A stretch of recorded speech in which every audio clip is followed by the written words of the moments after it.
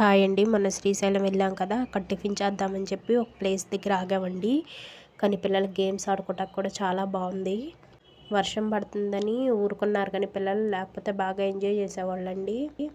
మా వాళ్ళు ఇక గేమ్స్ చూసారు కదా, పరిగెత్తుతున్నారు. హోటల్ అయితే చాలా బాగుందండి. టిఫిన్ కూడా చాలా చాలా బాగుంది. అక్కడి నుంచి టిఫిన్ చేసేసి రూమ్కి వచ్చామండి. రూమ్ దగ్గర ఆడుకోవటానికి చాలా స్పేషియస్గా ఉందండి. మేము గుడికి వెళ్ళి దర్శనం చేసుకొని వచ్చేటప్పటికి 8 అలా అయిపోయిందండి. ఇంకా చూసుకోండి, ఖాళీ ప్లేస్లో పిల్లలు హ్యాపీగా ఆడుకున్నారు. ఇదేమో రూమ్ అండి. 3 బెడ్స్ ఇచ్చారు. స్టోరేజ్ కూడా ఉందండి.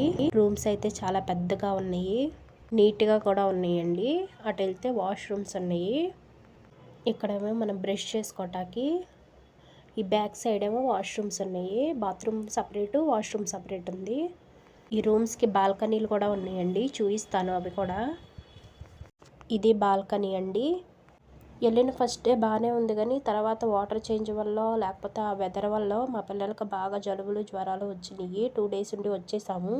నేను టెంపుల్ కూడా వీడియో తీద్దాం అనుకున్నానండి, కానీ పిల్లలకు బాగోపోవడంతో వీడియో అసలు తీయలేకపోయాను. మేము ఇలా 2-3 డేస్ స్పెండ్ చేయటానికి వెళ్ళినప్పుడు ఎలక్ట్రిక్ కుక్కర్ కానీ కిచెన్ కానీ తీసుకెళ్తే బాగుండేది అనిపించింది మాకు.